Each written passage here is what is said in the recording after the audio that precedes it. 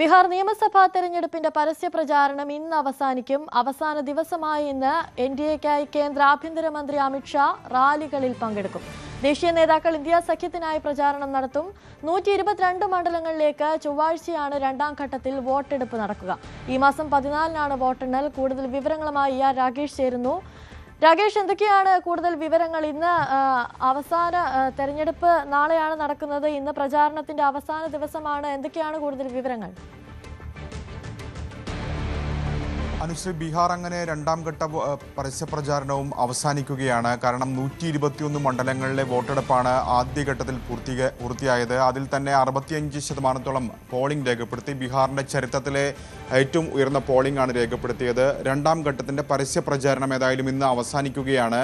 122 മണ്ഡലങ്ങൾ, 20 ജില്ലകളിലെ 122 മണ്ഡലങ്ങളിലാണ് രണ്ടാം ഘട്ടത്തിൽ വിധി എഴുതുന്നത്. തീർച്ചയായും രണ്ട് മുന്നണികൾക്കും ഒരുപോലെ നിർണായകമാണ് ഈ രണ്ടാം ഘട്ടം. കാരണം 65% പോളിംഗ് അത് മുന്നണികൾ പ്രതീക്ഷിക്കാത്തതാണ്. വലിയ പ്രതീക്ഷകളൊക്കെ തന്നെ മുന്നണികൾ ഈ ഘട്ടത്തിൽ പങ്കുവെക്കുന്നുണ്ട്. പ്രത്യേകിച്ച് NDA തരംഗം എന്ന് BJP നേതാക്കളും JDU നേതാക്കളുമൊക്കെ അവകാശപ്പെടുന്നെങ്കിൽ പോലും ഏതെങ്കിലും തരത്തിൽ അടിയൊഴുക്കുണ്ടായിട്ടുണ്ടോ എന്ന ആശങ്ക മുന്നണികൾക്കുണ്ട്. ഇന്ത്യ സഖ്യത്തിൻ്റെ കാര്യത്തിലും സമാനമാണ് കാര്യങ്ങൾ. അതുകൊണ്ട് തന്നെ രണ്ടാം ഘട്ട വോട്ടെടുപ്പ് മുന്നണികളെ സംബന്ധിച്ച് അതിനിർണായകമാണ് എന്ന കാര്യത്തിൽ സംശയമില്ല. പ്രത്യേകിച്ച് സീമാഞ്ചൽ മേഖല അടക്കമുള്ള പ്രദേശങ്ങളാണ് ഈ രണ്ടാം ഘട്ടത്തിൽ വിധി എഴുതുന്നത്. സീമാഞ്ചൽ മേഖല 24 മണ്ഡലങ്ങൾ, 122 മണ്ഡലങ്ങളിൽ 24 മണ്ഡലങ്ങൾ സീമാഞ്ചൽ മേഖലയാണ്. ന്യൂനപക്ഷങ്ങൾക്ക് നിർണായക സ്വാധീനമുള്ള 4 ജില്ലകൾ ഈ മേഖലയിലാണുള്ളത്. പ്രത്യേകിച്ച് കിഷൻഗഞ്ച്, കട്ടിഹാർ തുടങ്ങിയ പൂർണിയ തുടങ്ങിയ ജില്ലകളൊക്കെ തന്നെ ഇവിടെയാണ്. ഏതാണ്ട് 35 മുതൽ 60% വരെ ന്യൂനപക്ഷ വോട്ടുകളുള്ള ജില്ലകളാണ് ഇവിടെ. പക്ഷേ കഴിഞ്ഞ തവണ ഇന്ത്യ സഖ്യത്തിന് വലിയ മുന്നേറ്റം നടത്താൻ കഴിഞ്ഞില്ല. അവിടെ JDU BJP സഖ്യം കൂടുതൽ സീറ്റുകൾ നേടുന്നതാണ് കണ്ടത്. ഒപ്പം തന്നെ മജ്ലിസ് പാർട്ടി AIMIM 5 സീറ്റുകൾ വിജയിച്ച പ്രദേശം കൂടിയാണിത്. അപ്പോൾ ഇത്തവണ അവിടെ ഒരു മുന്നേറ്റം ഉണ്ടാക്കാൻ കഴിയുമെന്നൊരു പ്രതീക്ഷ ഏതായാലും ഇന്ത്യ സഖ്യത്തിനുണ്ട്. അല്ലാത്ത പക്ഷം അത് സർക്കാർ രൂപീകരണം അടക്കമുള്ള കാര്യങ്ങൾ വലിയ വെല്ലുവിളിയാവുകയും ചെയ്യും.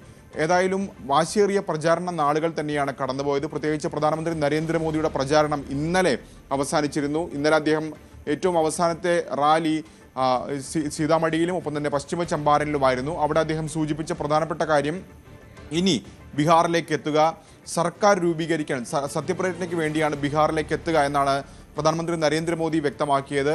പക്ഷേ അദ്ദേഹം പ്രചാരണ യോഗങ്ങളിൽ കൂടുതലായും പരാമർശിച്ചത് സ്ത്രീകൾക്കായി സർക്കാർ നടപ്പാക്കിയ ക്ഷേമ പദ്ധതികൾ തന്നെയാണ്. പ്രത്യേകിച്ച് ഏറ്റവും ഒടുവിൽ തെരഞ്ഞെടുപ്പിന് തൊട്ടു മുമ്പാണ് സ്വയം തൊഴിലിനായി 10,000 രൂപ അവരുടെ അക്കൗണ്ടിലെത്തുന്ന മുഖ്യമന്ത്രി റോസ്ഗർ യോജന NDA സർക്കാർ നടപ്പാക്കിയത്. ഏതാണ്ട് 1.5 കോടി സ്ത്രീകൾക്ക് അതിൻ്റെ ഗുണം ലഭിച്ചു. അക്കാര്യങ്ങൾ പ്രധാനമന്ത്രി എടുത്തു പറയുന്നുണ്ട്. കൂടാതെ വനിതാ സംവരണം നടപ്പാക്കിയത് ഇന്നലെ യോഗങ്ങളിൽ പ്രധാനമന്ത്രി സൂചിപ്പിക്കുകയുണ്ടായി. സർക്കാർ ജോലികളിൽ 33% സംവരണം ബീഹാർ സർക്കാർ നടപ്പാക്കിയത്. അങ്ങനെ സ്ത്രീകളെ ലക്ഷ്യമിട്ടുകൊണ്ടുള്ള പ്രചാരണമാണ് പ്രധാനമന്ത്രി നരേന്ദ്രമോദിയുടെ ഭാഗത്തുനിന്നുണ്ടായത്. പ്രത്യേകിച്ച് നിതീഷ് കുമാറിൻ്റെ കഴിഞ്ഞ കാലങ്ങളിലൊക്കെയുള്ള വിജയത്തിൻ്റെ അടിസ്ഥാനം എന്ന് പറയുന്നത് സ്ത്രീ വോട്ടർമാരുടെ പിന്തുണയാണ്. അത് ഉറപ്പിക്കുന്ന പ്രചാരണമാണ് BJPയുടെ ഭാഗത്തുനിന്നുണ്ടായത്. ഒപ്പം ഇന്നലെയും അല്ലെങ്കിൽ ഏറ്റവും ഒടുവിൽ എത്തുമ്പോഴും പ്രചാരണം അതിൻ്റെ അവസാന മണിക്കൂറുകളിൽ എത്തുമ്പോൾ പോലും ജംഗിൾ രാജ്, അതായത് 20 വർഷങ്ങൾക്ക് മുമ്പാണ് ലാലു പ്രസാദ് യാദവിൻ്റെ അല്ലെങ്കിൽ റാബ്രി ദേവിയുടെ ഭരണം അവിടെ അവസാനിക്കുന്നത്. അന്നത്തെ സാഹചര്യം, പ്രത്യേകിച്ച് ഇന്നത്തെ വോട്ടർമാരിൽ യുവാക്കളടക്കമുള്ളവർക്ക് അന്ന് വോട്ടർമാരായിരിക്കില്ല, അവർ ചെറിയ കുട്ടികളായിരിക്കും. പക്ഷേ ആ കാലം ജംഗിൾ രാജിന് സമാനമായിരുന്നു ഓർമ്മിപ്പിച്ചുകൊണ്ടുള്ള പ്രചാരണം ഏറ്റവും അവസാനം വരെ നിലനിർത്താൻ BJPക്ക് കഴിഞ്ഞിട്ടുണ്ട്.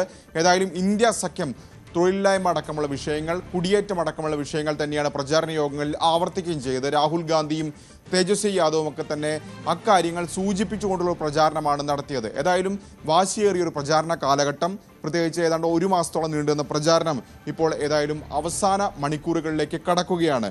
ഇപ്പോൾ ഏറ്റവും ഒടുവിലായി തെരഞ്ഞെടുപ്പ് കമ്മീഷനുമായി ബന്ധപ്പെട്ടുകൊണ്ട് പല വിവാദങ്ങളും ഈ തെരഞ്ഞെടുപ്പ് കാലത്തുണ്ടായിരുന്നു. രാഹുൽ ഗാന്ധി വോട്ടർ അധികാർ യാത്ര നടത്തിയത് ബീഹാറിലാണ്. ഇപ്പോൾ അവസാന മണിക്കൂറുകളിലേക്ക് പ്രചാരണം കടക്കുമ്പോൾ VVPAT സ്ലിപ്പുകൾ റോഡിൽ ഉപേക്ഷിച്ച നിലയിൽ കണ്ടെത്തിയത് വലിയ വിവാദമായിട്ടുണ്ട്. ഇന്നലെ അത് തന്നെയാണ് ഈ VVPAT സ്ലിപ്പുകൾ റോഡരികിൽ കണ്ടെത്തുന്നു, അതുപോലെ തന്നെ സ്ട്രോങ് റൂമിലേക്ക് ആളുകൾ കടന്നു കയറുന്നു എന്ന തരത്തിലുള്ള വിവാദങ്ങൾ, എന്ന തരത്തിലുള്ള ആരോപണങ്ങളൊക്കെ ഉണ്ടാകുന്നു. ഇതൊക്കെ ഈ തെരഞ്ഞെടുപ്പിനെ ഏതെങ്കിലും രീതിയിൽ ബാധിക്കാനുള്ള സാധ്യതയുണ്ടോ? സമസ്തിപൂരിലാണ് ഇത്തരം സംഭവം ഉണ്ടായത്. അതായത് സ്ട്രോങ് റൂമിലേക്ക് ആളുകൾ കടന്നു കയറുകയും ഒപ്പം തന്നെ VVPAT സ്ലിപ്പുകൾ നടുറൂട്ടിൽ ഉപേക്ഷിച്ചത് കെട്ടുകണക്കിന് സ്ലിപ്പുകൾ ഉപേക്ഷിച്ച നിലയിൽ കണ്ടെത്തുകയും ചെയ്തത്. ഏതായാലും അത് ഇന്ത്യ സഖ്യം വലിയ ആയുധമാക്കിയിട്ടുണ്ട്. പ്രത്യേകിച്ച് ഈ തെരഞ്ഞെടുപ്പ് കാലത്തൊക്കെ തന്നെ വലിയ വിമർശനം തെരഞ്ഞെടുപ്പ് കമ്മീഷനുമായി ബന്ധപ്പെട്ടുകൊണ്ട് ഉയർന്നതാണ്. അതായത് സർക്കാരിന് വേണ്ടി കമ്മീഷൻ പ്രവർത്തിക്കുന്നു എന്ന ആരോപണം രാഹുൽ ഗാന്ധി അടക്കമുള്ള നേതാക്കൾ ഉന്നയിക്കുകയും ചെയ്തതാണ്. ഏതായാലും ഈ സംഭവത്തിന് പിന്നാലെ ഒരു ഇടപെടൽ കമ്മീഷന്റെ ഭാഗത്തുനിന്നുണ്ടായിട്ടുണ്ട്. ഉദ്യോഗസ്ഥരെ കമ്മീഷൻ സസ്പെൻഡ് ചെയ്തിട്ടുണ്ട്. മറിച്ച് കമ്മീഷന്റെ ഭാഗത്തുനിന്ന് പ്രതികരണവും വന്നിട്ടുണ്ട്. അതായത് മോക്ക് പോളിംഗിന് ഉപയോഗിച്ച സ്ലിപ്പുകളാണ് എന്ന പ്രതികരണമാണ് കമ്മീഷന്റെ ഭാഗത്തുനിന്ന് ഉണ്ടായിട്ടുള്ളത്. പക്ഷേ ഉദ്യോഗസ്ഥരുടെ ഭാഗത്തുനിന്ന് വീഴ്ച ഉണ്ടായി എന്ന് കമ്മീഷൻ സമ്മതിക്കുന്നുണ്ട്. ഇതിന്റെ അടിസ്ഥാനത്തിലാണ് ഇവരെ ഇപ്പോൾ സസ്പെൻഡ് ചെയ്തിട്ടുള്ളത്. ഏതായാലും ഇന്ത്യ സഖ്യം ഈ അവസാന മണിക്കൂറിൽ ഈ വിഷയവും ഒരു പ്രചാരണ ആയുധമാക്കിയിട്ടുണ്ട്. അനുശ്വർ രാകേഷ്, കഴിഞ്ഞ ദിവസം രാഹുൽ ഗാന്ധിയുടെ വാർത്താ സമ്മേളനം ഉണ്ടായിരുന്നു. അതിൽ രാഹുൽ ഗാന്ധി ഉന്നയിച്ചതും വലിയ തരത്തിലുള്ള വോട്ട് കൊള്ള നടക്കുന്നു എന്നാണ്.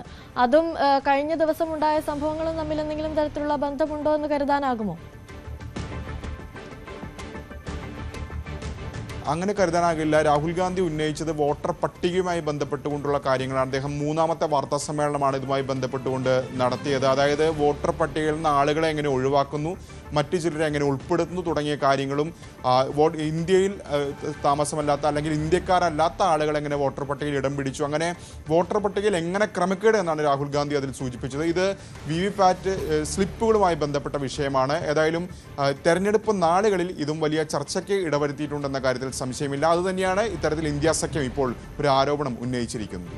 ശരി, രാകേഷാണ് കൂടുതൽ വിവരങ്ങൾ നൽകിയത്. ബീഹാർ തെരഞ്ഞെടുപ്പ് രണ്ടാം ഘട്ടത്തിലാണ്. പരസ്യപ്രചാരണം ഇന്ന് അവസാനിക്കുകയാണ്.